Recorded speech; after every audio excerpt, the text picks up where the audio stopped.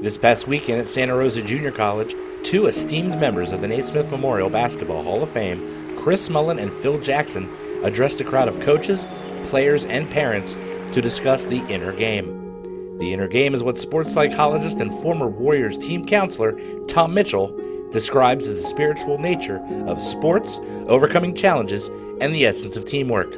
Phil Jackson was in town with a groundbreaking ceremony with the Sonoma Mountain Zen Center, and they asked me if I might be interested in putting on a small community event with Phil and Chris Mullin, and I decided it would be a good gesture.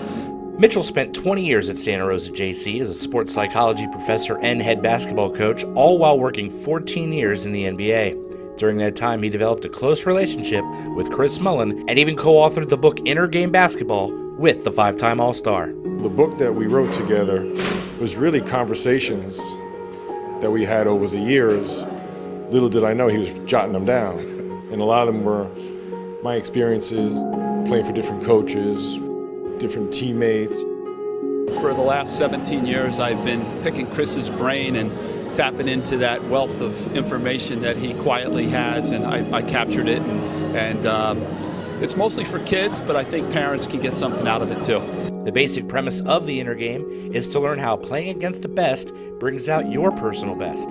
Phil Jackson, nicknamed the Zen Master for his own spiritual philosophy, discussed the nature of sports and how Zen has impacted his philosophy in coaching and in life.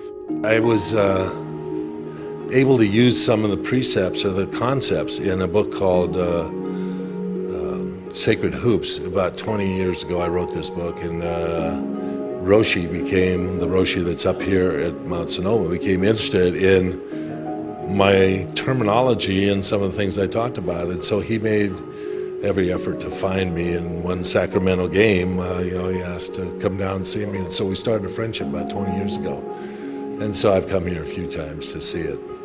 It's funny how as years go on, who would ever thought me and Phil Jackson would be sitting here in Santa Rosa, but yet there's a connection way back before he even knew who I was.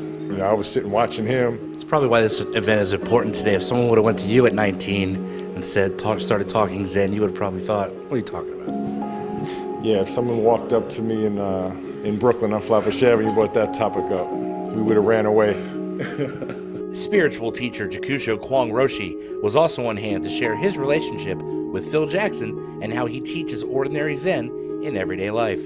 Someone told me it was written in the stars that these two planets, Saturn and Cancer, are in sync. And when we first moved up to the mountain 37 years ago, it was about the same time. And the planets represent vision, determination, regeneration, and dedication. So we're at the same place again, but I'm 40 years older now, and we're just starting right now, the beginning. I was kind of interested in him because they call him the NBA Zen Master, so I had a chance to meet him. It's great. Sort of basketball and leadership and spirituality mixed, and my job, hope I can pull it off, is to sort of weave it together. The speaking event was a success, with proceeds going to benefit the Sonoma Mountain Zen Center.